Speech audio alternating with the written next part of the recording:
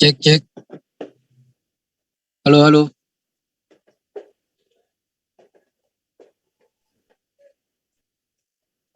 Oke, monggo Pak Faruk.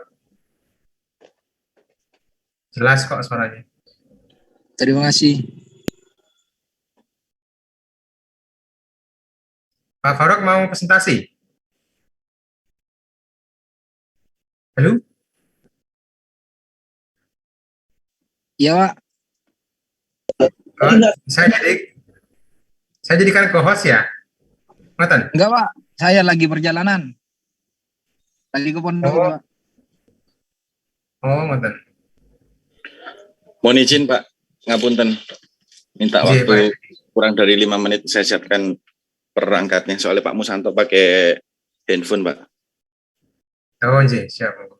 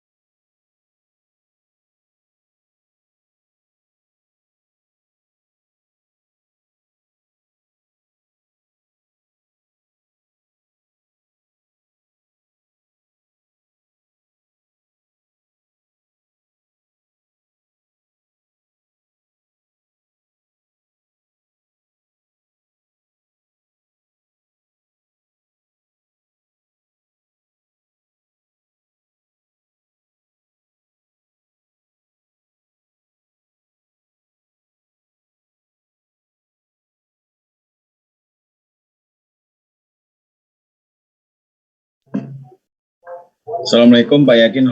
Mohon izin Pak, bisa co-host audio Henry. J, monggo. Ini saya berikan ke siapa nih anunya ini? Co-hostnya ini. Saya operatornya Pak. Oh, ngoten. Berarti ke jenengan ya? Oke, audio Henry.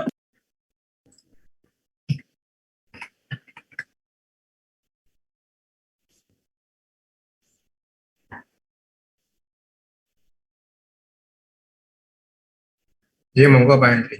Ampun.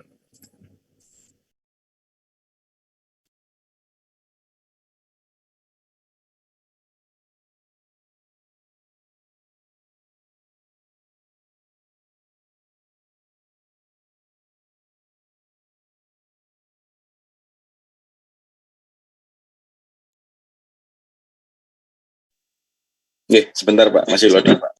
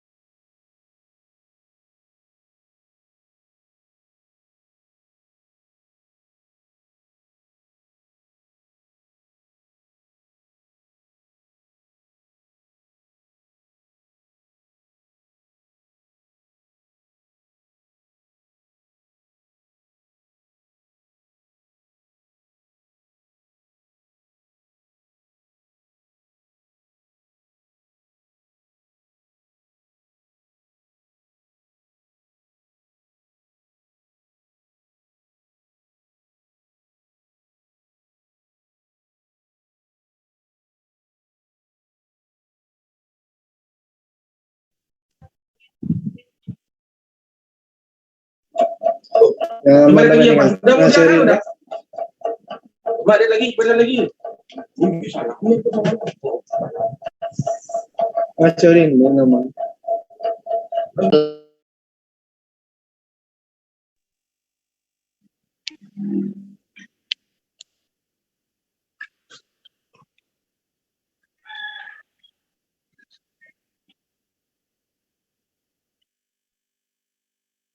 Silakan Pak Musanto.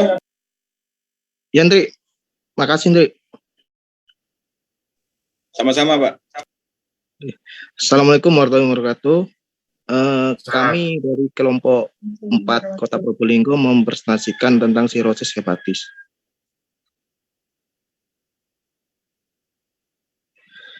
Sini definisi dari sirosis hepatis yaitu penyakit hati menahun yang ditandai dengan adanya pembentukan jaringan ikat disertai nodul. Biasanya dimulai dengan proses peradangan, nekrosis sel hati yang luas, pembentukan jaringan ikat, dan usaha regenerasi nodul, sehingga menimbulkan perubahan sirkulasi mikro dan makro. Sel hepar tidak teratur akibat penambahan jaringan ikat dan nodul tersebut. Sirosis itu suatu kondisi di mana jaringan hati yang digantikan oleh jaringan parut atau fibrosis dan terbentuk melalui proses bertahap. Jaringan parut ini mempengaruhi struktur normal dan regenerasi sel-sel hati. Sel-sel hati menjadi rusak dan mati sehingga hati secara bertahap kehilangan fungsinya. Lanjut, Ri.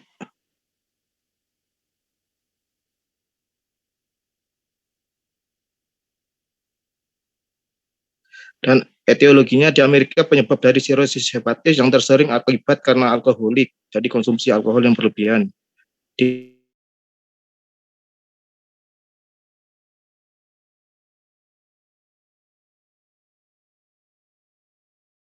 40% dan penyebab yang lainnya tidak ketahui antara 10-20%. Next. Dan klasifikasinya itu secara klinis sirosis hati dibagi menjadi yaitu sirosis hati kompensanta yang berarti belum adanya gejala klinis yang nyata.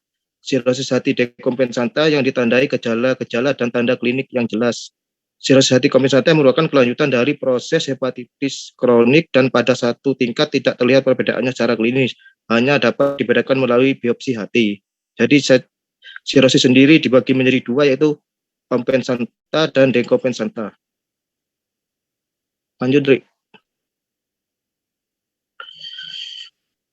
Dan ini patofisiologinya gimana terjadinya sirosis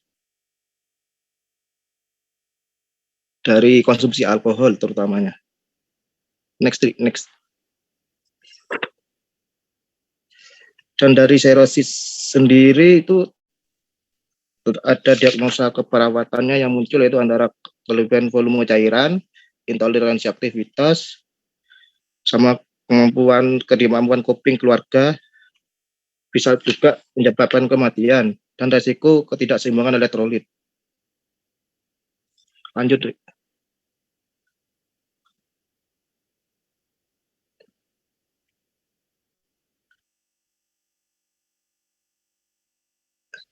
Next, Ri. Selanjutnya itu manifestasi klinis. Sirosis di tahap awal tidak menimbulkan gejala pasien sirosis ringan dan moderat, mungkin menderita waktu yang lama tanpa menyadari penyakitnya.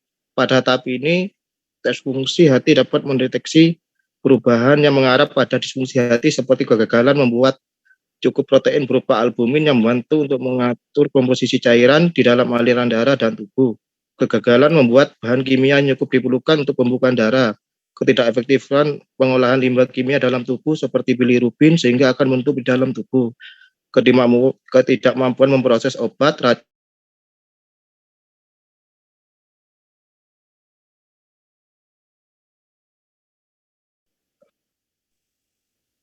Sinyalnya hilang, Pak Musanto. Dari tempat, Pak Musanto. lanjut.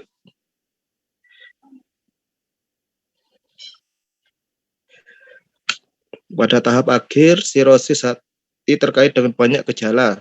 Sebagian besar gejalanya adalah akibat dari jaringan hati fungsional yang tersisa terlalu sedikit untuk melakukan fungsi hati. Gejala yang dapat timbul pada fase ini antara lain kelelahan, kelemahan, cairan yang bocor dari aliran darah dan menumpuk di kaki atau edema dan perut. Kehilangan nafsu makan, merasa mual dan ingin muntah. Kecenderungan lebih mudah berdarah dan memar.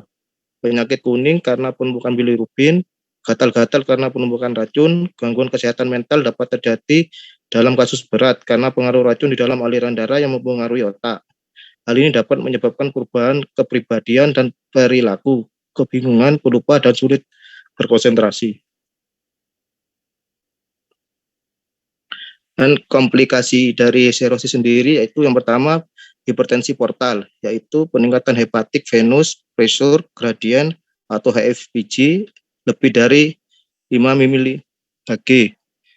Hipertensi portal merupakan sindrom klinis yang sering terjadi bila gradien tekanan portal atau perbedaan tekanan antara vena portal dan vena cava inferior di atas 10-20 mmHg. Komplikasi hipertensi portal dapat terjadi. Kedua, asistes. Penyebab asistes yang paling banyak pada sirosis hepatis adalah hipertensi portal. Di samping adanya hipoalbumin atau penurunan fungsi sintesis pada hati dan disfungsi ginjal yang akan mengakibatkan akumulasi cairan dalam peritoneum. Ketiga, varises gastroesophagus. Varises gastroesophagus merupakan kolateral portosistemik yang paling sering. Pecahnya varises esophagus atau FE mengakibatkan perdarahan varises yang berakibat fatal. Keempat, peritonitis bakterial spontan. Peritonitis bakterial spontan merupakan komplikasi berat dan sering terjadi pada asistes yang ditandai dengan infeksi spontan cairan asistes tanpa adanya fokus infeksi intraabdominalis. Dan ini klasifikasi CILP-nya. Jadi ada skornya. Jika asistes tidak ada nilainya 1, jika mudah diatasi nilai 2 dan sulit diatasi menjadi 3. Dan nanti dihitung dari jumlah keseluruhannya. Lanjut. Dan gambaran kliniknya penurunan nafsu makan dan berat badan, mual, perasaan perut kembung, perasaan mudah lelah dan lemah, kelemahan otot, eritema palmaris, spider nevi, ginekomastia, atrofi testis, dan gangguan siklus haid, ikterus, perdarahan saluran cerna bagian atas. Pemeriksaan laboratoriumnya darah tepi antara lain anemia, leukopenia, trombositopenia, kimia darah, bilirubin, transaminase alkalin fosfatase, albumin, globulin, elektrolit bila ada asistes. Serologinya itu antara HbS1 dan anti-HCV, kalau endoskopi saluran cerna atas varises gastropati, biopsi hatinya dilakukan bila koagulas memungkinkan dan diagnosis masih belum pasti, baru dilakukan biopsi. Penata laksananya hematemesis melena, pertama resusitasi cairan kristaloid 2-4 kali cairan keluar, hindari RL. Kedua, transfusi whole blood atau WB jika masih ada perdarahan masif. Kemudian pemasangan NGT, gumbal lambung dengan ARS 100-150 mili, observasi tiap 2 jam sampai perdarahannya berhenti. Terus terapinya hemostatik Vitka 10-20 mg, asam tranexamat, kemudian untuk lambungnya antasida tiap 6-8 jam, H2 blocker, ranitidin 2 kali 1 ampul. Untuk sterilisasi khususnya neomisin 4 kali 1 gram atau kanamisin 4 kali 500 atau dan laktulosa 30 mili atau 20 gram. Dan vasopresor B blocker.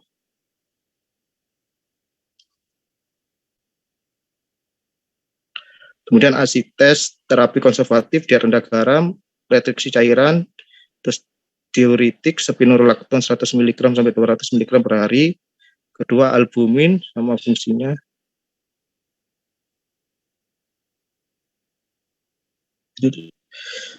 Pasang sonde, sterilasi usus melakukan itu lavement sama pemberian neomisin sama laktulosa, stop makanan yang mengandung nitrogen, terus dari daging sapi teri, sarden, kerang, stop diuretik, evaluasi SI-nya, kemudian konfafusin, AARC, tangkap gugus OH, antibiotik profilaksis. Itu untuk asistesnya yang tadi.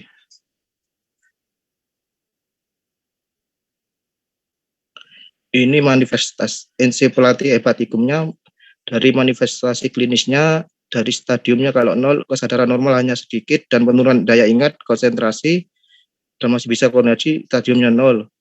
Terus gangguan pola tidur sudah stadium 1, letargi 2, somnolen, disorientasi waktu dan tempat itu sudah masuk stadium 3, dan bila koma dengan atau tanpa respon terhadap rasa nyeri sudah masuk stadium 4. Kriteria diagnosis SAR berdasarkan International Anxiety Club. Yang pertama, penyakit hati akut atau kronik dengan gagal hati lanjut dengan 2. GFR rendah, kreatinin serum lebih dari 1,5 mg per dl atau kreatinin clearance 20 cap kurang dari 40 ml per menit. Ketiga, tidak ada shock, infeksi bakteri sedang berlangsung, kehilangan cairan dan mendapat obat nefrotoksik. Keempat, tidak ada perbaikan fungsi ginjal dengan pemberian diuretik atau penurunan kreatinin serum menjadi kurang dari 1,5 mg per dl atau peningkatan kreatinin clearance menjadi lebih dari 40 ml per menit. Kelima, proteinuria kurang dari 0,5 gram per hari dan tidak dijumpai obstruktif uropati atau penyakit parah secara ultrasonografi. Lanjut, Rik. Kriteria tambahan yang pertama, volume urin kurang dari 500 ml per hari, natrium urin kurang dari 10 mg per liter. Ketiga, osmolalitas urin dari osmolalitas plasma. Keempat, eritrosit urin kurang dari 50. Kelima, natrium serum kurang dari 130 mg per liter.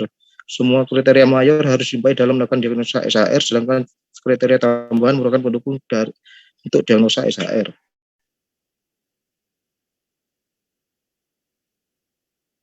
Dan pengkajiannya, yang satu demografi, terus usianya di atas 30 tahun, laki-laki beresiko lebih besar daripada perempuan, pekerjaan, riwayat terpapar toksin.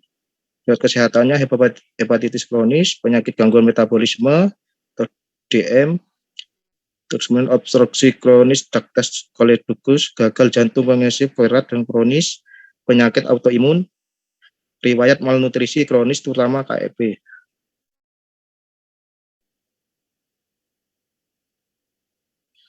Next, 3 pola fungsional. Aktivitas atau istirahat gejala, kelemahan, kelelahan, tandanya letargi, penurunan massa otot atau tonus. Sirkulasi gejalanya, riwayat gagal jantung kongesif, kronis, perikarditis, penyakit jantung rematik, kanker, atau malfungsi hati menimbulkan gagal hati.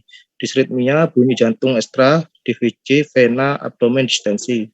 Eliminasinya itu flatus, tandanya distensi abdomen atau hepatomegali, splenomegali, asites, penurunan atau tak adanya bising usus, basis warna tanah liat, melena, urin gelap, pekat, terus makanan atau cairannya, gejalanya toleran terhadap makanan atau tidak dapat mencerna, mual muntah, tandanya penurunan berat atau berat atau peningkatan cairan, kulit kering, turgor buruk, hiperik, angin emas, supiter, napas berbau atau vetor hepatikus, perdarahan gusi.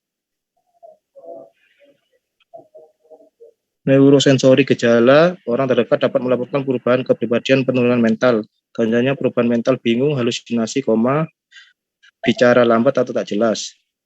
Nyeri atau kenyamanan gejala, nyeri tekan abdomen atau nyeri ke kuadran kanan atas, tandanya perilaku berhati-hati atau distraksi, fokus pada diri sendiri. Pernafasan, yaitu dyspnea, tandanya takipnu pernafasan dangkal, bunyi nafas tambahan, ekspansi paru terbatas atau asites, hipoksia. Keamanan gejala itu pruritus, tandanya demam, lebih umum pada sirosis alkoholik atau ikterik, ektimosis, peteki, impoten, tandanya astrofi testis, ginekomastia, kehilangan rambut atau dada bawah lengan sama pubisnya. Pemberian fisiknya tampak lemah, peningkatan suhu, peningkatan tekanan darah bila ada kelebihan cairan, secara sklera ikterik, konjuktiva anemis, distensi vena jugularis di leher kelihatan. Dadanya ginekomastia, pembesaran payudara pada laki-laki, penurunan ekspansi paru, penggunaan otot aksesoris pernapasan, disritmia, kemudian ada galop.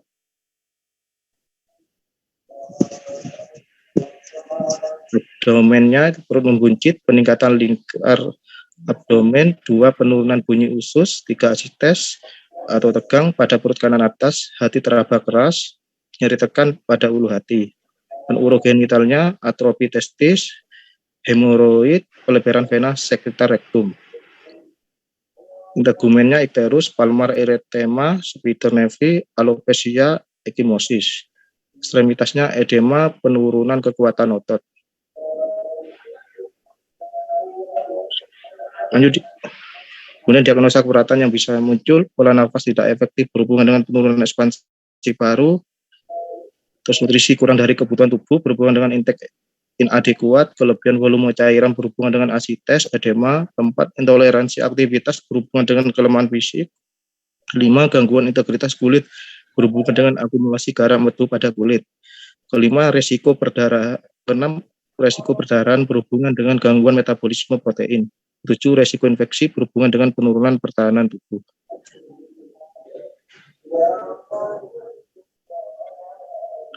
Sini pola nafas tidak efektifnya penyebab bisa dari pertama depresi pusat pernafasan, hambatan upaya nafas, misalnya nyeri saat bernafas, deformitas dinding atau tulang dada, gangguan neuromuskular, 5, gangguan neurologis.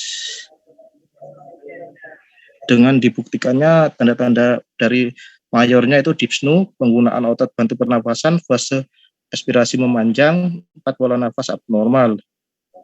Dan gejalanya tanda minor itu ortopnea, pernafasan pas-lift, pernafasan kaping hidung, diameter torak anterior posterior meningkat. 5, ventilasi semenit menurun, kapasitas vital menurun, tekanan ekspirasi menurun, tekanan inspirasi menurun. 9, eksekusi dada berubah. Dari luaran utamanya yaitu pola nafas dan luar tambahnya keseimbangan asam basa, konservasi energi, status neurologis.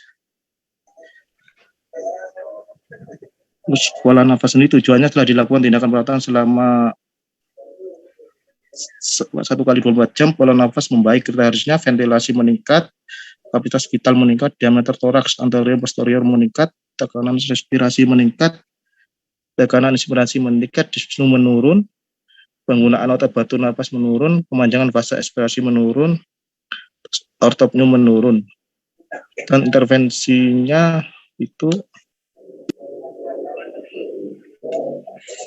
dukungan ventilasi, manajemen energi, pengaturan posisi, 4, stabilisasi jalan nafas, pencegahan abrasi. Terus untuk pemantauannya di waktu respirasi yaitu monitor frekuensi, irama, kedalaman, dan upaya nafas. Kedua, monitor pola nafas. Ketiga, monitor kemampuan batuk efektif. 4, monitor adanya sputum. Monitor adanya sumbatan jalan nafas. 6, palpasi kesimetrisan ekspansi paru.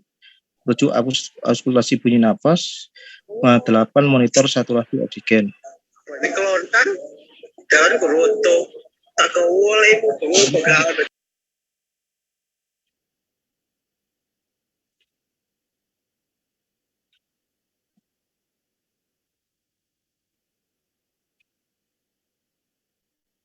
Rik, lanjut Rik.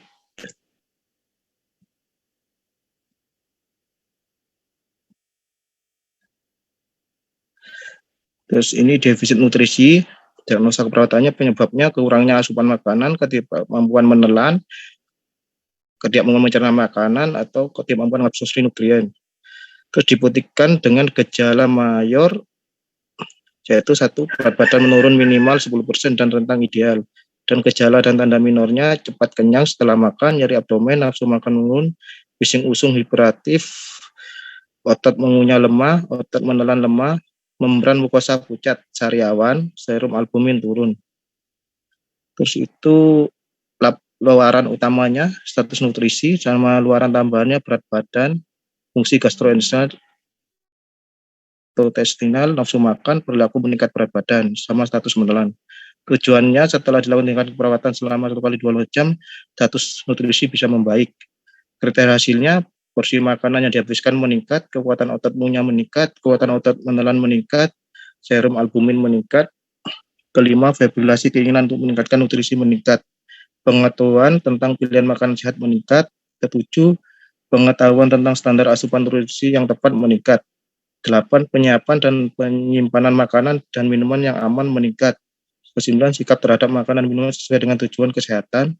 10, perasaan cepat kenyang menurun, nyeri abdomen menurun, terus sariawan berkurang, rambut rontok menurun, diare menurun, dan berat badannya membaik.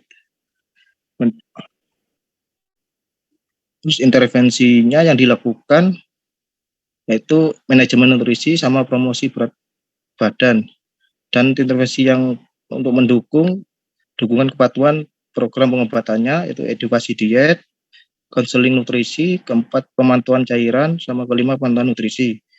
Manajemen nutrisi tindakannya yaitu identifikasi status nutrisi, identifikasi alergi dan intoleransi makanan, identifikasi makanan yang disukai, identifikasi kebutuhan kalori dan jenis nutrien, identifikasi perlunya penggunaan selang nasogatrik, sama monitor asupan makanan, monitor berat badan, sama monitor hasil pemeriksaan laboratorium.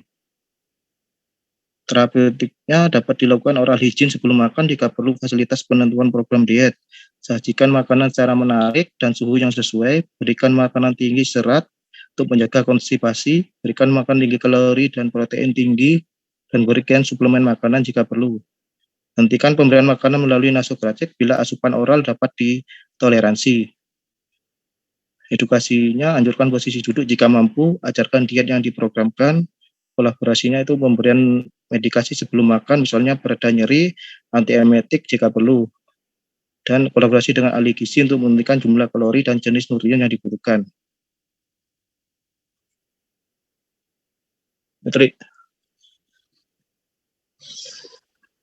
Terus kemudian hipervolemia penyebabnya gangguan mekanisme regulasi, kelebihan cairan, kelebihan asupan natrium, dan atau gangguan aliran balik vena. Dibuktikan dengan tanda mayor, ortopneu, dyspneu, proximal noctural dyspneu atau PND, edema anasarca atau dengan edema perifer.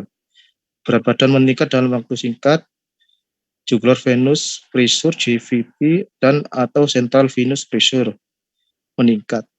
Refleks hepatojugular positif.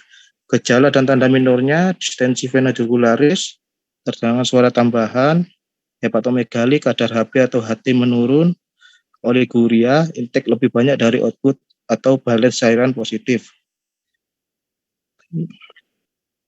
Plus ini tujuan setelah dilakukan tindakan keperawatan selama 24 jam, keseimbangan cairan bisa meningkat. Kriterianya asupan cairan meningkat, kedua keluaran urin meningkat, kelembapan tukar kulit pemberian mukosa meningkat, keempat asupan makanan meningkat, kelima edema menurun, 6 dehidrasi menurun, ketujuh acites menurun, 8 konfusi menurun, 9 tekanan darah membaik, denyut nadi radial membaik, tekanan arteri rata-rata sudah membaik, dan membran mukosa membaik, mata cekung membaik, turgor kulit membaik, berat badan membaik.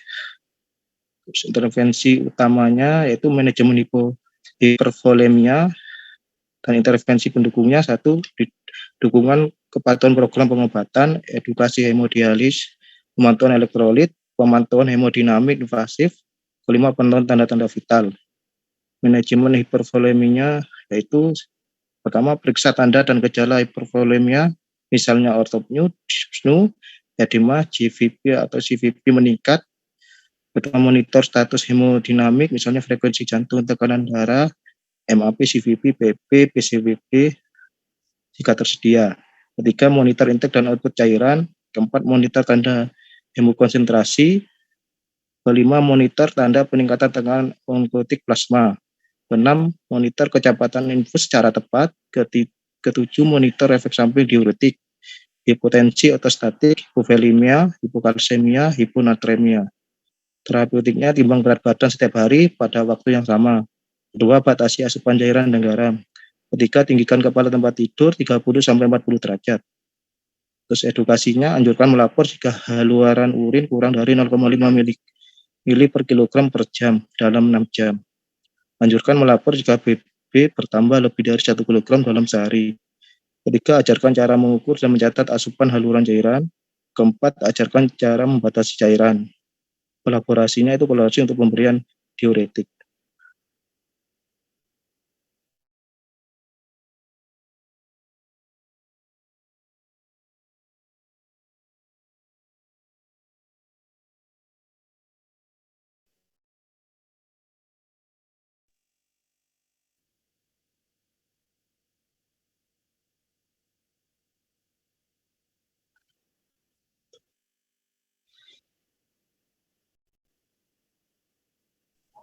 Sudah selesai, Pak.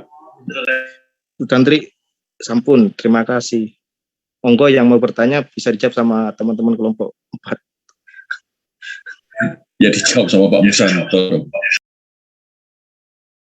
Katanya mau OTW dinas nih.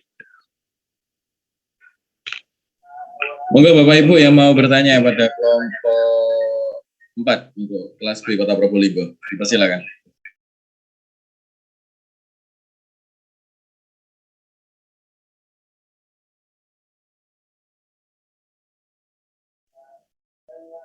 Atau saya kembalikan ke Pak Ainul Yakin.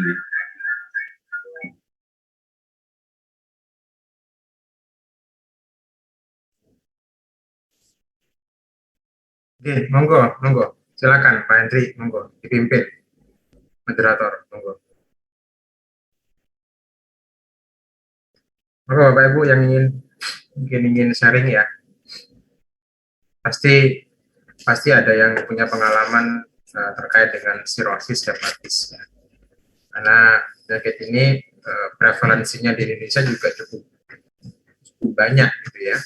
Baik itu di kota maupun di kota kecil kayak Probolinggo banyak.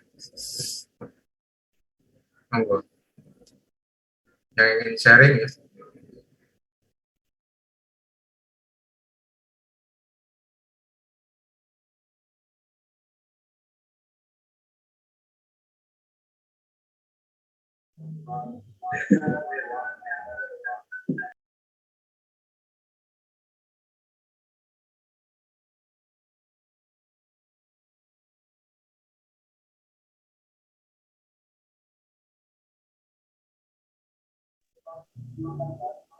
Mohon izin Bapak. Izin, monggo Pak Bagio. Oke, Assalamualaikum warahmatullahi wabarakatuh. Waalaikumsalam warahmatullahi wabarakatuh. Pengalaman nih Bapak di ruangan. Kalau saya amati dengan sirosis hepatitis ini rata-rata Videonya Pak Gio, ditampilkan Pak Gio. Rata-rata cenderung sudah asites. Saya berpikir apakah ada obat yang istilahnya bisa menyembuhkan dari sirosis hepatitis ini, karena saya lihat di rumah sakit itu cuma yang ditangani simptom aja. Contohnya asites pasti difungsi sudah, habis itu pulang pasti balik lagi. Apakah transplantasi hati bisa menjadi solusi? Mungkin itu, terima kasih. Ya, makasih Pak Bagio. Ini pertanyaannya bagus. Selama pengalamannya Pak Bagio di rumah sakit, gitu ya, pasiennya itu pasti kambuh, ya, kambuhnya dengan gejala yang berbeda mungkin, gitu ya, karena ini kan sistemik, gitu ya, dan kebanyakan pasiennya mungkin akan meninggal dunia. Apakah transplantasi jantung yang transplantasi hati yang pernah dilakukan ya, dan mungkin di Indonesia sudah bisa dilakukan, itu menjadi solusi ya, solusi yang terbaik ya untuk pasien dengan sirosis ini. Silakan Bapak Ibu mungkin yang ingin sudah pelatihan mungkin ya, karena di rumah sakit itu pelatihannya masif ya, beda dengan kita di sini ya, pelatihannya masif sekali, atau sebenarnya juga masif ya, terkait dengan isu-isu penyakit, tren dan isu penyakit itu pasti ada update ya. Semoga Bapak Ibu yang ingin sharing ilmu ya, monggo.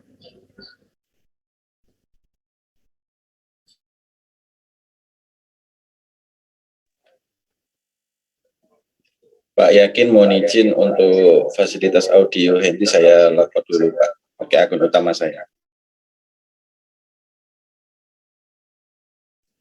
Pripun Pak Hendri? Pripun? Yang co-host barusan untuk saya presentasi saya logout dulu, beralih ke akun yang di HP Pak.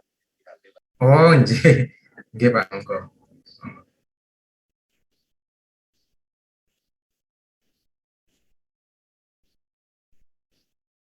Monggo Bapak Ibu, ada yang ingin sharing ya atau menambahkan mungkin? Izin Pak, Nggih, Bu Anita, monggo Bu Anita. izin sharing nggih. Nggih, monggo. Setahu kami pernah ada seperti itu nggih. Dokter spesialisnya ini memang merencanakan untuk transplantasi hati begitu. Ketika kondisi KU pasien itu masih bagus, masih bisa dilakukan transplantasi hati. Tapi untuk transplantasi hati adanya ini di luar negeri masih Pak. Begitu Pak. Memang solusi yang terbaik adalah transplantasi hati. Informasinya begitu Bapak. Mohon koreksi jika ada yang ini mau menambah juga monggo. Begitu Pak. Terima kasih. Terima kasih Bu Anita ya. Ya mungkin ada yang lain ingin menambahkan. Ya memang sirosis itu adalah kondisi yang istilahnya adalah end stage ya, atau level terakhir dari kematian sel-sel di hati, ya kan sirosis hepatis ini kan awalnya dari fibrosis hati ya, kematian hati ya, yang ya biasa diakibatkan oleh alkoholik ya, juga ada virus ya kan, juga ada obat-obatan ya.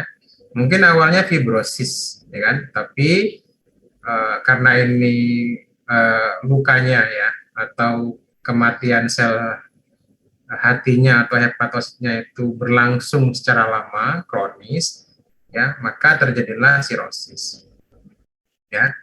Jadi sirosis ini gitu ya, itu adalah end stage, sama dengan GGK ya, ada end stage juga ya, hati juga punya end stage ya, namanya sirosis. Dan memang penanganan terbaik ya, karena prognosis pada pasien dengan sirosis itu pasti buruk sekali ya, buruk sekali ya, dan dapat dipastikan ya. Jadi salah satu penyakit paliatif ya, penyakit paliatif yang memang tidak bisa disembuhkan gitu kan, itu adalah sirosis ya, walaupun ada sebenarnya penanganan yang bisa dilakukan ya, tadi ya ada penggantian hati ya, penggantian hati, namun itu masih cukup mustahil ya bagi orang-orang yang ada di Indonesia ya, terutama yang di perifer di daerah gitu kan ya, karena harus ke ke luar negeri kan begitu, dan itu saya pikir tidak worth it gitu kan, dan juga harganya sangat mahal ya. Namun walaupun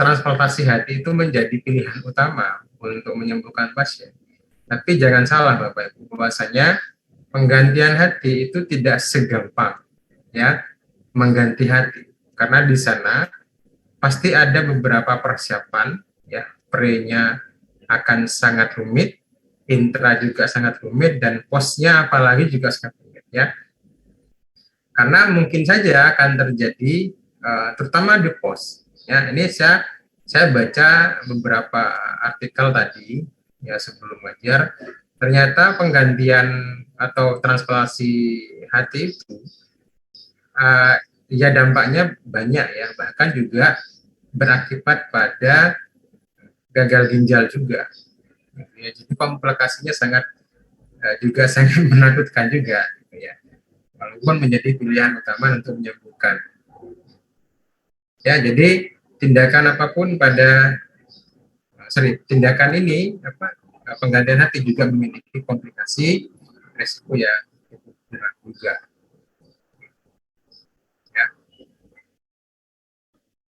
Itu ya Pak Subagio ya. Oke Bapak. Memang, ya dalam tanda kutip memang tidak bisa disembuhkan untuk sekarang ya, walaupun ada tata laksana penggantian hati itu bisa dilakukan. Tapi kalau kita di daerah ya mungkin mustahil ya kita keluar negeri. Ya, dan penggantiannya pun juga tidak semudah yang dibayangkan. Ya, karena ada beberapa komplikasi. Juga namanya hepatorenal. Ya, namanya gagal ginjal karena hepatorenal. Gitu. Oke, monggo mungkin yang lain.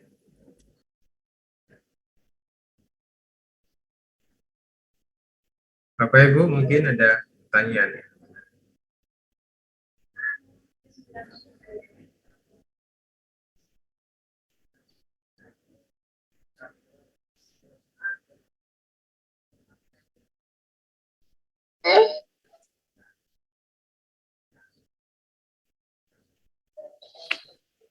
Kalau di puskesmas dapat pasien kayak gitu langsung dirujuk, Pak. Pastinya dirujuk, Pak. Ya, karena ini penyakit yang sistemik, Pak.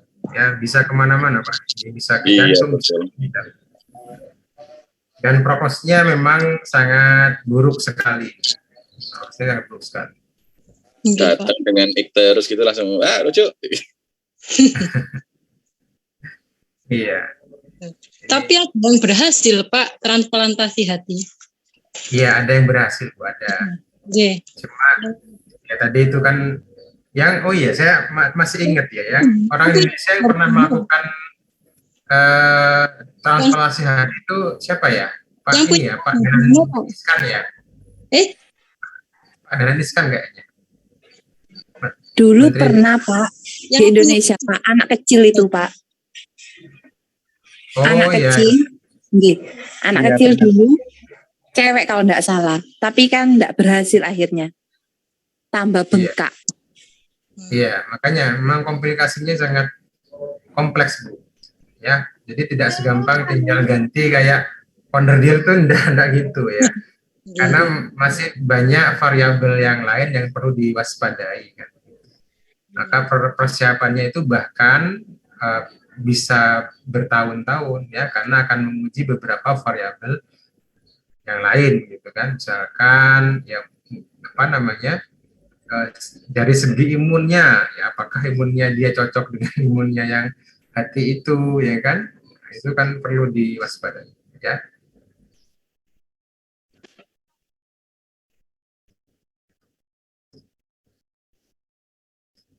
Memang rata-rata ini nggak tahu ya kalau di mana, kalau gambaran pasien dengan sirosis itu apakah memang datang dengan kondisinya sudah parah ya, atau mungkin ada orang yang datang mengeluhkan gitu masih bisa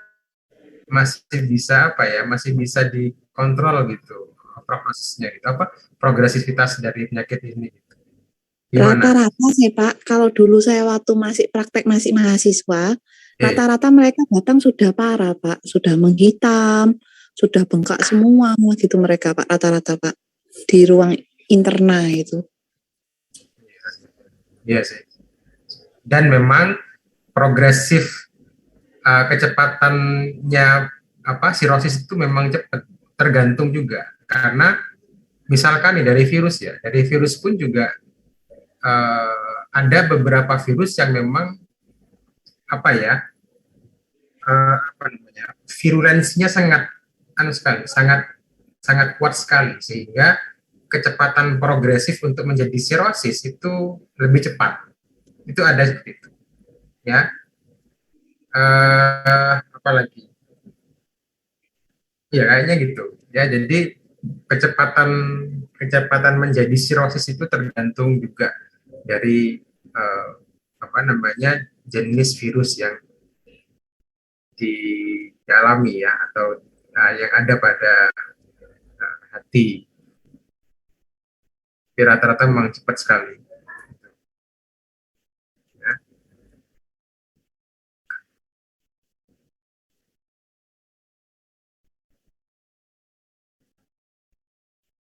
Ada isu lain nggak ya? Ada isu lain kira-kira yang bisa dibahas?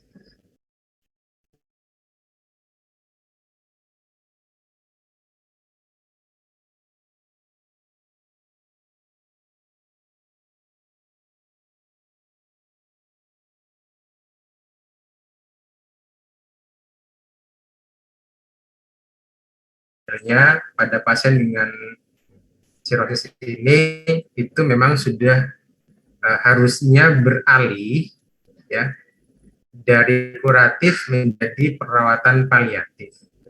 Cuma mungkin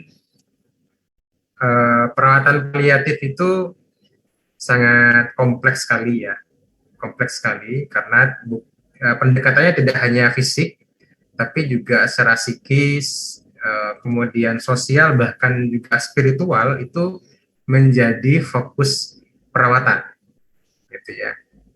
Nah, itu masih belum lah kalau di perifer ya, masih belum lah kayak gitu, masih belum. Tapi mungkin isunya untuk menjadi perawatan paliatif pada pasien-pasien seperti itu, kanker misalkan ya, itu kan sudah lama didengungkan. Cuma mungkin persiapan untuk menuju ke sana itu sangat rumit ya, sangat kompleks sekali.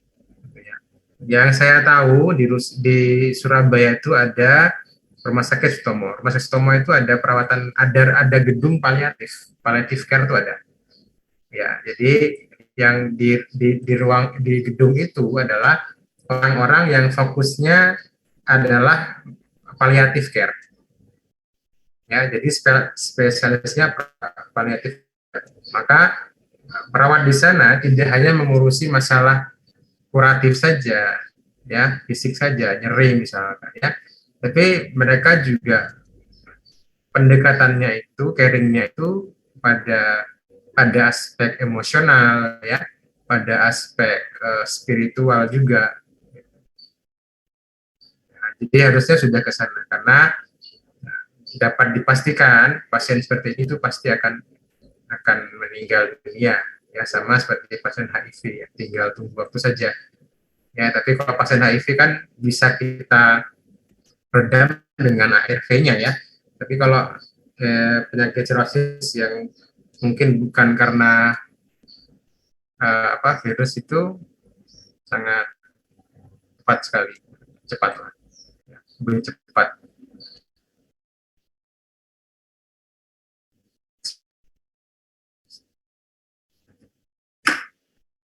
Itu isu yang sebenarnya lama, sudah isunya sudah lama, sudah lama ya, tinggal ya masih belum saja mungkin di daerah Probolinggo ya. Nggak tahu saya di mana keadaan di rumah sakit Bapak Ibu.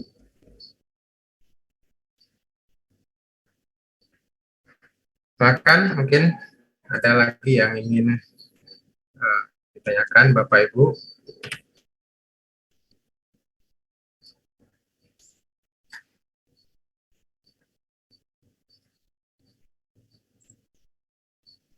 Izin, Pak. Oke, monggo Pak. Pengaruh minuman cepat saji itu, Pak. Kemarin lusa sih ada pasien dengan terus kesadaran menurun, riwayatnya jarang minum air putih tapi suka ke Fanta seperti Coca-Cola gitu. J. Apa juga berdampak besar ke kerusakan hati secara umum yang mengakibatkan sirosis hepatis. Penjelasan. Oke, makasih Pak Hendri pertanyaannya. Mungkin yang lain mungkin. Ya, ke kelompok mungkin ya. Punya Pak Musanto nih, monggo. Silakan mungkin jawab, silakan.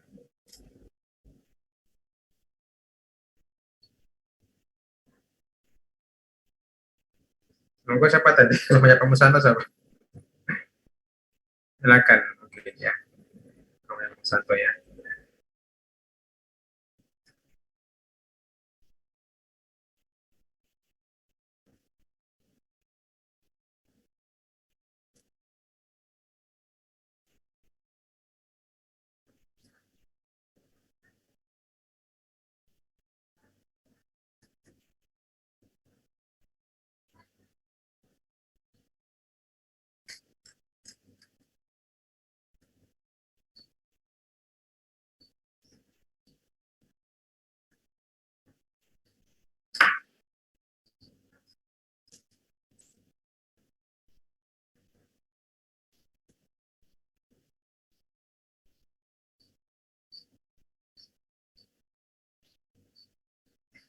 Ya, izin menjawab ya Pak Hendri ya, bukan menjawab sih, mungkin eh, apa namanya ya menjawab ya.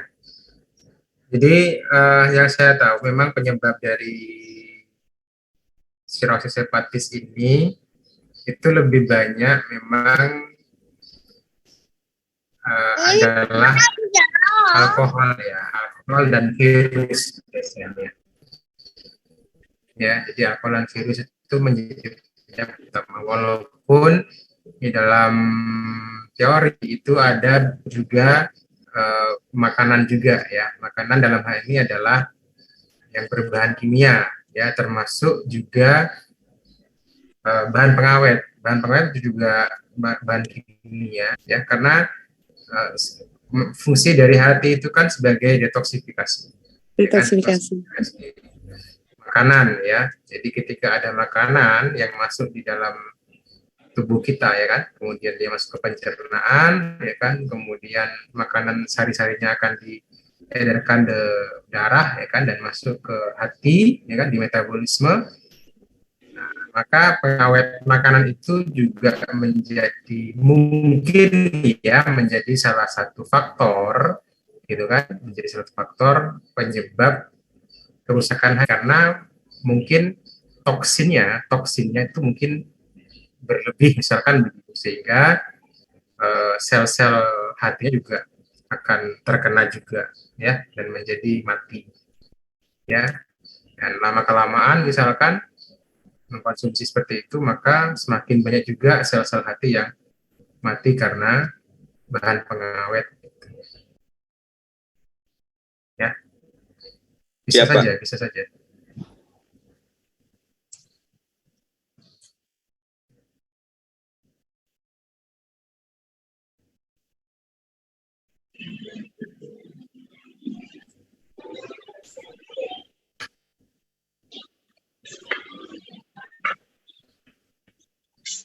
Ya, ini kelompok 4 ada Bu Ika, ada Bu Nanin, ada Pak Randy, ada Pak Gandhi, Bu Linda, Bu Walida, Pak Arif, Bu Indah, Pak Musanto, Pak Hos. Ya. Silakan tanyakan pada ke 10 orang ini. Silakan monggo. Ya Pak, saya Ika Pak.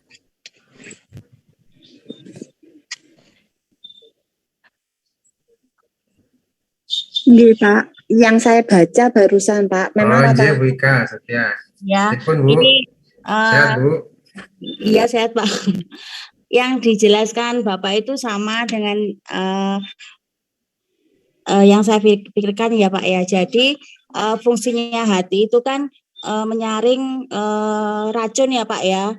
Jadi kalau minuman cepat saji itu kan banyak yang dikonsumsi kita kan akhirnya kan banyak mengandung racun. Jadi lama kelamaan jika hati itu sering menyaring racun dari minuman cepat saji itu akan mengakibatkan sirosis hati. Seperti itu Pak. Mungkin teman-teman lain ada yang bantu menjawab.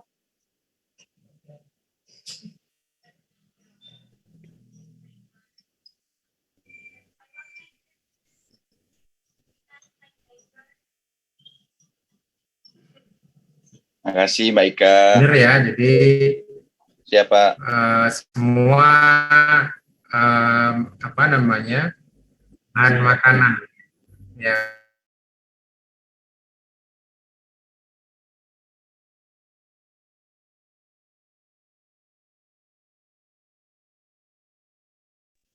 jadi mungkin yang lain bisa menambahkan atau bisa mungkin ada yang ingin bertanya lagi ya sesuai dengan pengalaman ya. Saya aja kita di sini ya mencari solusi.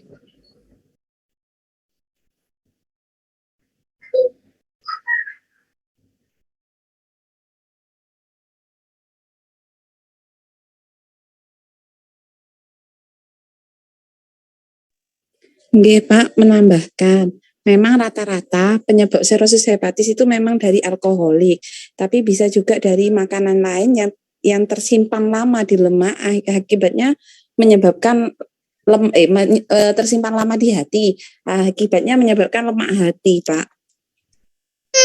Wong lemu yo, Bunda. Iya, Bu.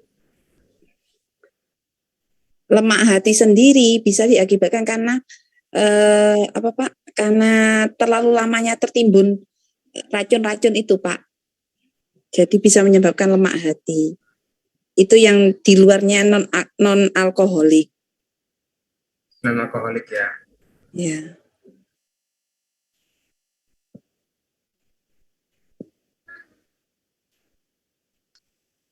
Lemak hati sama lemak tubuh enggak sama ya, Mbak Da? Si Om. 11-12 Om, hati-hati mangane. Keweden iki, mangane. Hendri. Soalnya Pak Hendri menimbun lemak banyak, Pak. Hampir sama, Om. Soalnya lemak hati juga di situ dari penimbunan, bisa dari kolesterol, bisa dari makanan. Kan setiap makanan cepat saji itu kan pasti ada tambahan kayak pewarna makanan, kayak gula, itu kan sudah tercantum di situ. Dan pewarna makanan sendiri kan ada yang berbahaya, ada yang tidak berbahaya. Ada yang golongan apa ya Om ya, maaf lupa juga nggih Pak. Kan ada biasanya Pak tercantum di komposisi mengandung pewarna ini kan gitu kan ada biasanya Pak di setiap makanan. Dan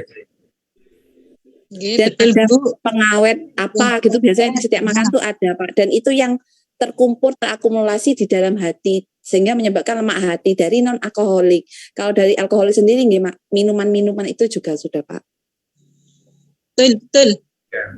Izin menambahkan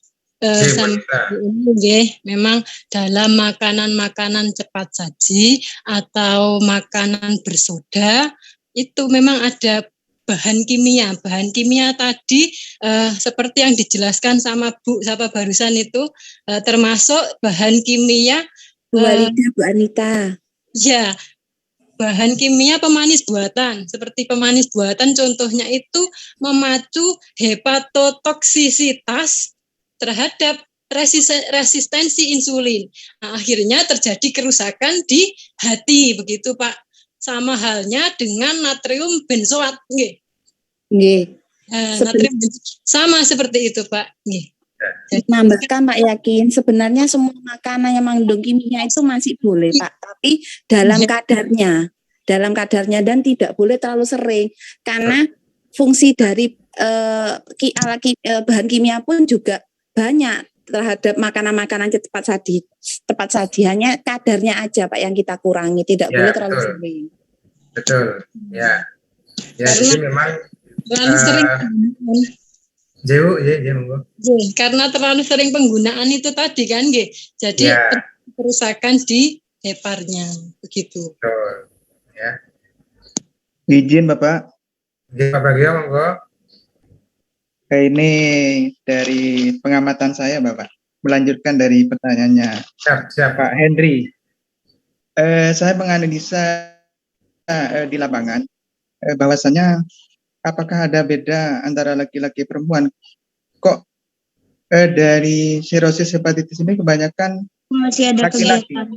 Iya Bu, banyak kegiatan. Sedangkan saya di daerah Banyuglugur ini banyak istilahnya wanita-wanita nakal yang periksa ke saya, dia curhat kalau dia itu tiap malam minum sampai 15 botol alkohol. Rata-rata itu seperti itu. Tapi aman-aman aja Bapak. Tidak terjadi ya sirosis, aman-aman aja. Mungkin bisa dijawab dari kelompok. Terima kasih. Terima kasih Pak. Monggo kelompok Pak Bagio tanya ini. Di daerahnya Pak.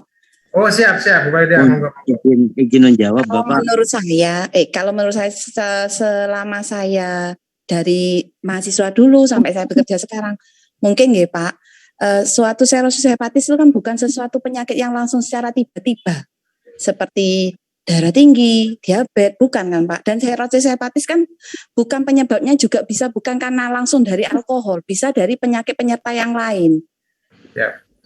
Bisa dari hepatitis, bisa dari diabetes, bisa dari penyakit-penyakit yang lain mungkin apa ya Pak ya, suatu saat nanti mungkin. Dan kadang suatu penyakit itu tidak langsung timbul kan Pak, tidak langsung timbul langsung ke hati.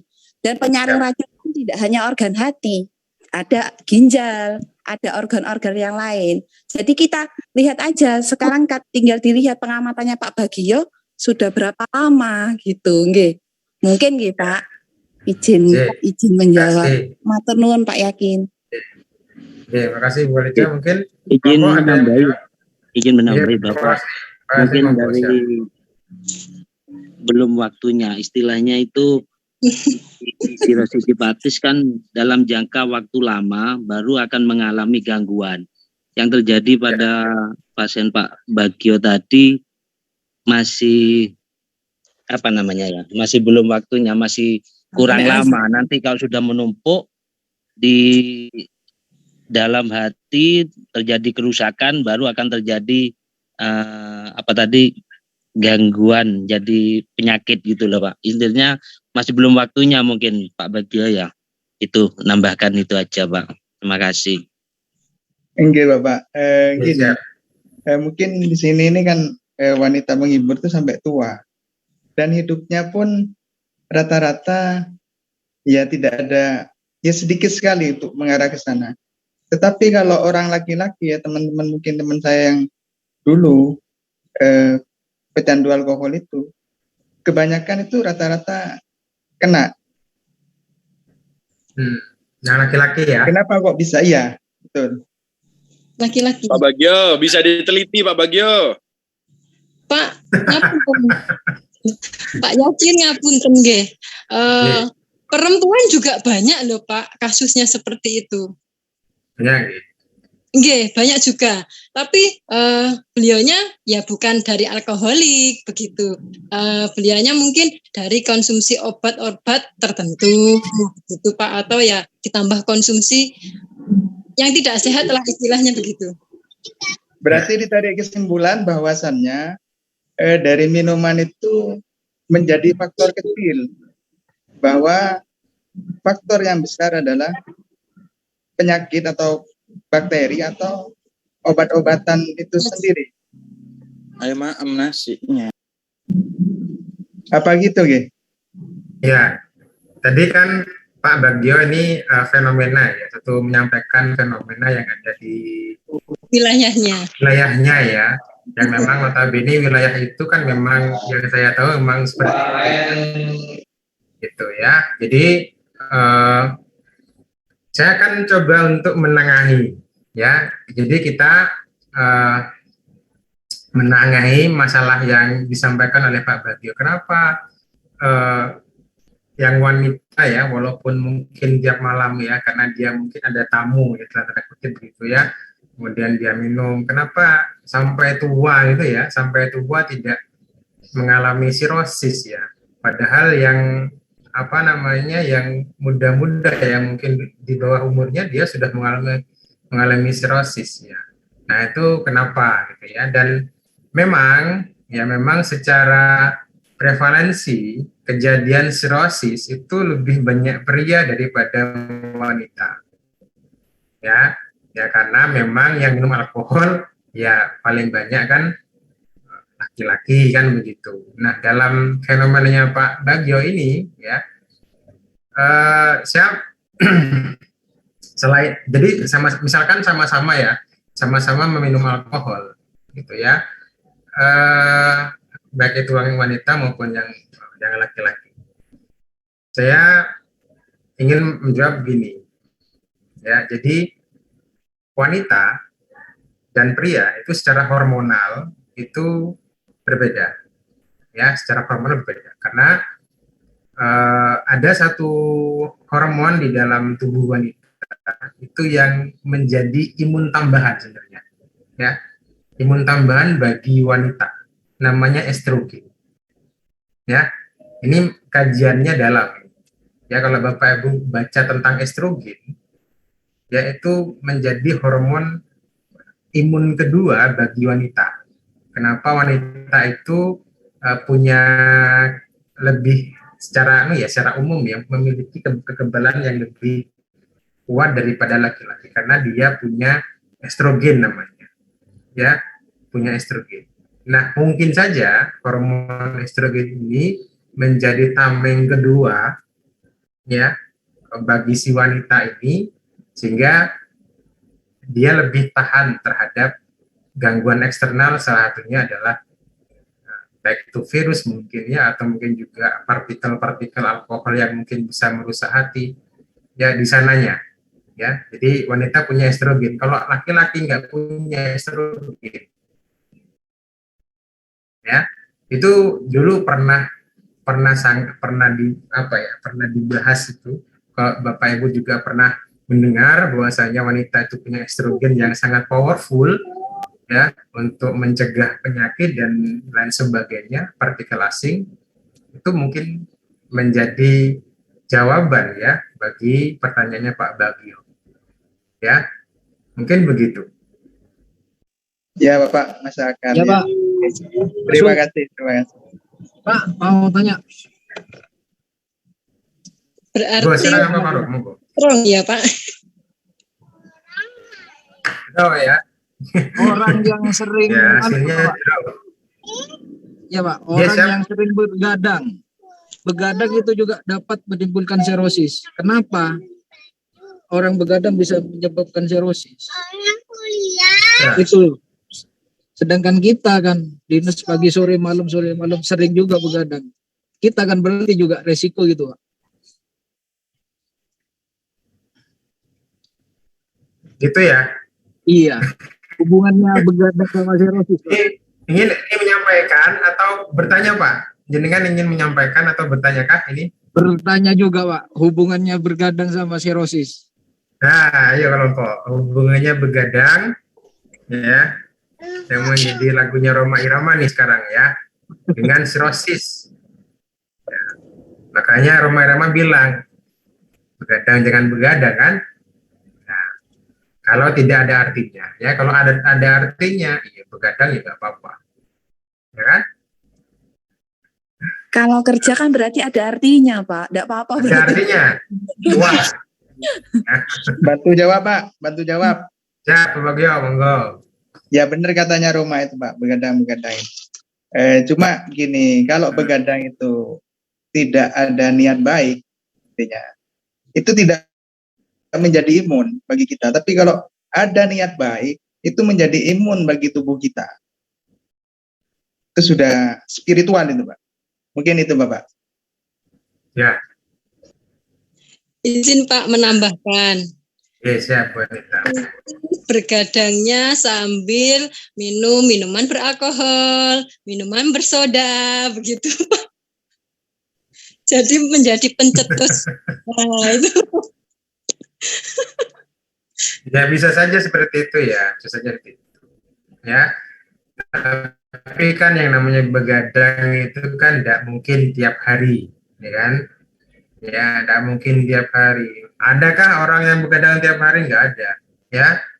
Misalkan nih, ada orang yang mungkin hanya kerja malam saja. Iya, tapi kan dia tiap hari. Ya. Yang berubah kan hanya irama sirkadian saja yang berubah.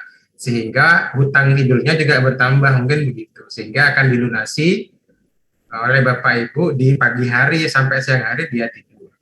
Jadi tidak ada masalah, karena ada fase istirahat. Mungkin ada orang begadang tiap hari, ya, nggak ada. Ya, cuma mungkin kalau tiap hari dipaksakan sehingga misalkan menimbulkan kelelahan, ya kan, kecapean, gitu kan, itu pasti juga akan, ya, tidak hanya organ hati saja kalau kecapean itu ya, bahkan jantung pun akan terpengaruh, gitu kan. Jadi bukan hanya hati kalau apa namanya begadang tiap hari itu, ya, itu pasti akan mengganggu kerja dari semua organ ya, termasuk juga si hati juga, ya, karena hati nggak istirahat, ya, hatinya nggak istirahat. Ya, jadi dia terforsir, ya. Jadi jeleknya sel hati itu, ya, kalau dia sudah mati, ya, dia irreversible, Ya, nggak kayak kulit kita. Kalau kulit kita itu ketika dia luka gitu kan ya, maka kan akan diganti dengan sel yang lain ya kan. Nah, kalau hati nggak gitu. Kalau hati itu dia ketika sudah mati, maka dia mati, nggak ada perbaruan lagi. Itu jeleknya dari sel hati. Pun juga sama dengan jantung dan otak. Ya. Ya Pak.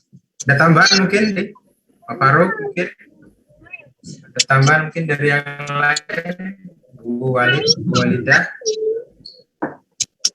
Hanya menambahkan aja Pak, setiap organ di dalam tubuh kita ini kan sudah punya apa ya Pak ya, punya peranan sendiri-sendiri, dan tubuh kan juga punya jam biologisnya untuk istirahat Pak. Jika terjadi perubahan jam biologis kan juga berpengaruh terhadap organ-organ yang ada dalam tubuh. Hanya itu aja Pak. Ya, itu namanya irama sirkadian. Nggih, kalaupun memang harus jaga malam, nggih mungkin paginya aja yang diganti, waktu tidurnya diganti pagi. Jadi seperti bayar hutang gitu, hutang yang malam dibayar di pagi harinya atau siang harinya. Kadang-kadang kan kalau kita jenis malam kan ya, tidur aja.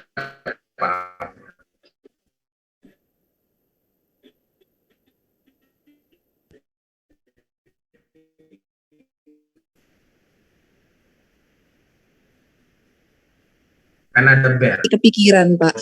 Panjang. Ya, ya. Soalnya kan kita tidurnya kalau pasien yang jelek ya. Nggih. Pasien kejang melekan Pak. Begitu. Kan soalnya observasi. Jangankan ada pasien kejang, kita tidur juga tidak nyenyak. Takutnya ada pasien gedok-gedok, kalau kita tidak bangun, wah DPR datang nanti. Kalau enggak lapor Pak Wali.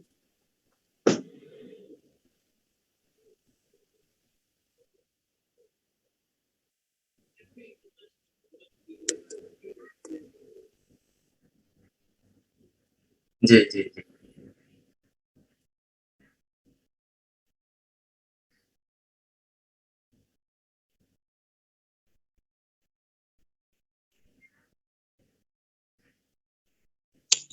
Izin Pak, boleh bertanya? Monggo Pak Wanita, monggo. Apakah terinfeksi virus hepatitis itu akan berujung ke serosis hepatis? Begitu Pak. Gimana kelompok? Bisa Pak. Nggih. Polda? Nggih, bisa Pak. Pripun? Bisa, soalnya kan yang saya ya? nggih, serosis pun ya disebabkan dari virusnya sama dengan virus hepatitis awalnya. Ya. Kalau enggak salah, nanti Pak, kalau serosis hepatis ini kan spider nevi apa Pak? Dulu jaring laba-laba Pak gitu Pak. Saya waktu kuliah dulu ingat-ingat lupa ini Pak. Spider nevi itu ketika sudah terjadi pembesaran hepatomegali. Ya, sehingga akan terjadi yang namanya spider nevi. Jadi kayak jaring laba-laba di perutnya. Bengkak sudah bengkak. Jadi hatinya sudah bengkak, sudah hepatomegali dan mengeras. Ya, dan mengeras juga ya. Spider nevi itu bisa diakibatkan karena bengkaknya, dan juga bisa diakibatkan karena tekanan vena portanya itu tinggi sekali, ya, sehingga akan muncul spider nevi itu namanya, ya. Pak. Itu yang menyebabkan kenapa pasien sirosis itu bisa melena dan hematemesis. Hematemesis Karena tekanan di dalam arteri hepatika dan vena porta itu, ya kan? Besar sekali, ya, sehingga akan terjadi yang namanya varises Bu di gastroesofagus, ya, jadi pecah di esofagusnya sini, ya, pecah, dia muntah, ya, bahkan juga bukan hanya di esophagus, juga ada di lambung juga ya, sehingga muntahnya biasanya kalau dari lambung agak hitam, kalau dari esophagus itu warnanya seger. Warna seger, ada gelembungnya gitu Pak, karena Ya. kecampur sama O2 kalau tidak salah gitu. Iya, O2 gitu. Iya. Nah, Saya lupa ingat pelajaran ini soalnya Pak. iya. Gomblot Mbak Walida hari ini.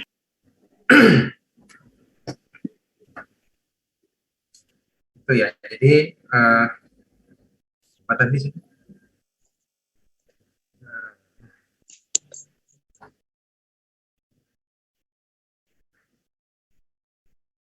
Ya, apa tadi? Virus ya.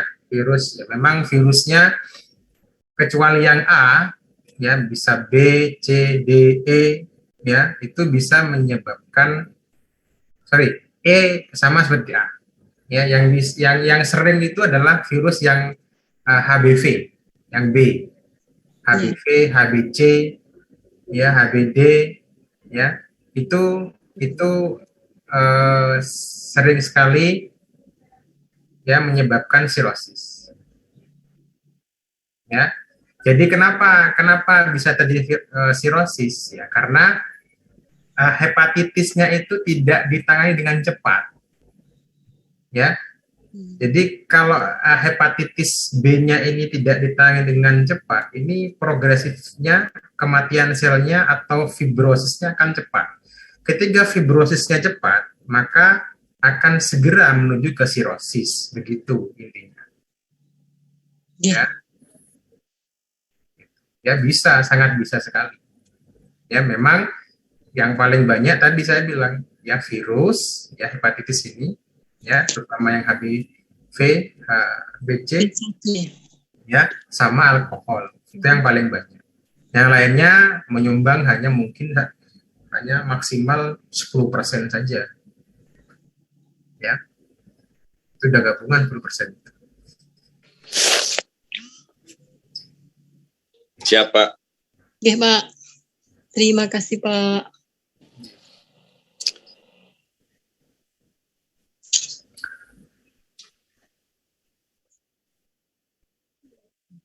Oke, berarti besok ini dengan Pak Napo ya? Oke, Pak. Ya, dengan Pak Napo besok. Yang belum maju kelompok siapa, Bu? Nih, coba diidentifikasi, Bu Anita. Yang belum maju 5. 5 Bapak, 6. 5 kelompok. 1-2 sudah, Pak? Oh, 1-2 kemarin kan cancel 1-2 ya. sudah. 2 yang belum ya. Marah Bagio, bagaimana Bagio? 1 sudah. Belum. Kelompok saya kemarin 2. Oh iya. Ya, 2 sudah. Ya.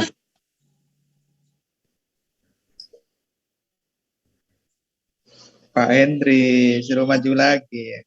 4, 5, 6. Pelanggaran Pak Hendri. Sabar Pak Medi, sabar. 2 kali cukup Pak Medi.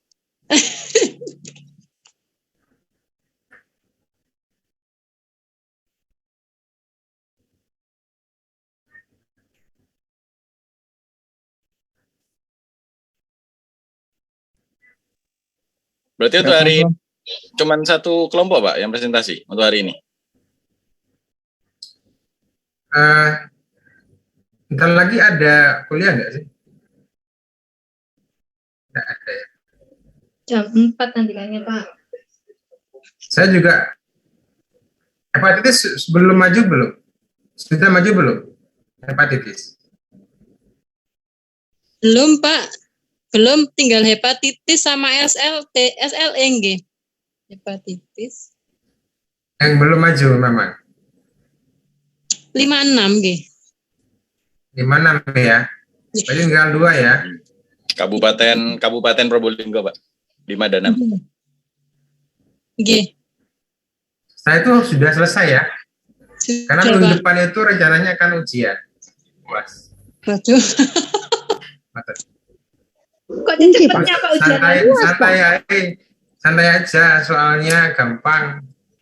Asal dipikir kerja no. Isinya Pak. Pak, boleh minta kisi Pak. Iya. Jadi besok minggu depan insya Allah sudah ujian, jadi dimaksimalkan Sabtu Minggu ya. Yang Sabtu dengan Pak Napo, ya, yang hepatitis hari Minggu dengan saya. Gitu, Ge? Nggih, Pak. Ya. Ya, minggunya hari Minggu dengan saya manut jenengan. Ya, ya, kalau bisa agak ya samalah jamnya ya. Jamnya samalah jam 1 ya. Oh, gitu nggih, Pak. Kalau bisa seperti itu. Nggih, siap. Nanti diparingi kisi-kisi nggih, Pak? Enggak usah, Bu. Enggak usah. Lah kok saya ngomong kok. Di rumah kok dikerja di rumah. Atau soalnya aja sekalian. Mbak, pengalaman uji blok 1, Mbak. Dano remedi, Mbak. Alhamdulillah. Enggak ada remedi. Enggak ada remedi tuh loh, enggak ada remedi katanya Pak Yakin tuh loh. Kok ngerjakno, Mbak? Loh, saya ada yang belum ngirim, lupa saya bahasa Arab itu. Oh, lain. Aduh, lupa saya. Apa? Emang ana tugas mana bahasa Arab, Pak? Loh, saya belum ngirim. Nanti dibahas di luar grup, Ya, dibahas di luar grup. Monggo. Ya, disiapkan besok dengan Pak Napo. Ya, kelompok yang ini ya. Saya hari Minggunya dengan hepatitis. Harusnya sekarang hepatitis ya, baru ke sirosis. Harusnya begitu, tapi nggak apa-apa, santai aja. Sama kok bisa. Ya, jadi kalau tidak ada lagi yang ingin dibahas, ya, kita tutup. Ya, terima kasih atas kehadiran Bapak Ibu. Mohon maaf kalau ada salah kata. Ya, saya akhiri ya. Assalamualaikum warahmatullahi wabarakatuh. Waalaikumsalam warahmatullahi wabarakatuh. Sudah absen ya? Ngerujuk tak sore-sore. Halo. Assalamualaikum. Bapak Ibu. Permisi Bapak Ibu. Ya, Mbak. Nggih. Berarti besok kelompok 6 yang maju dulu nggih, hari Sabtu ya presentasinya. Baru kelompok 5 ya. Manut PJMK. Minggu jam siap. Minggu jam siap. Hari Senin bisa kuliah nggih? Kan libur. Kuliah apa mana Pak? Senin Pak. Nggak bisa libur tapi Bagio. Pak Ishak, untuk kepadatan komplementer itu kita cari waktu nggak ada, karena kan beliaunya Jumat Sabtu hari ini kan, besok masih ke Jakarta katanya. Siap Pak Gio, siap. Siap Pak. Healing Pak. Hindo. Nanti kita kabari dulu Pak Ishak dulu. Ujian semester bayi langsung materi, tak ada liburan, minta liburan. Pak Bagio, kalau hari Senin Sembilan bisa sama liburan itu kok ya. Oh, 9 aja ya nanti ya, sambil ujian aja ya materi ya. Atau terakhir aja materinya. Oh, gitu. Langsung jawaban wes Pak, langsung jawaban nih, enak ya wes. Bu Anita lanjut yang KMB Bu, besok yang mana yang dipresentasikan kelompok berapa sama kelompok berapa Bu? Oh nggih, untuk besok yang dipresentasikan dulu. Kalau Pak Napo yang masuk dulu, berarti kelompok 6 yang maju kelas kabupaten. Nggih. Untuk hari Minggunya, Pak Yakin kelompok 5 yang maju jam 1 infonya. Tapi jam 1 ya? Iya. Oke, siap. Kelompok 6 dulu, terus hari berikutnya kelompok 5. Matur nuwun Bu Anita. Bu Wilda kapan ya? Ini nanti ada lagi, tidak ada ya? Jam 4 ya, jam 4 maternitas. Oh, Bu Wilda kapan? Dalam? PJMK maternitas. Oh, bukan saya Pak. Keliru terus ke saya PJMK-nya.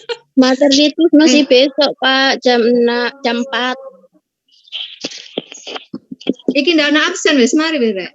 Absen kan ana absen sini iku Mbak Tina wis absensi ada di luar, ada di grup besar. Besar. Foto nggih. Japridri. Hendri. Foto iki. Ada WA. Beda WA dari kok tang judul. Ya Bu. Soalnya lo menteri. Cek ngaju lagi judul kok, ngaju lagi masalah. Boy, masalah perkara di 6 bulan gitu ya. Jadi Madri, engkau kelihatan kampus supaya Idri.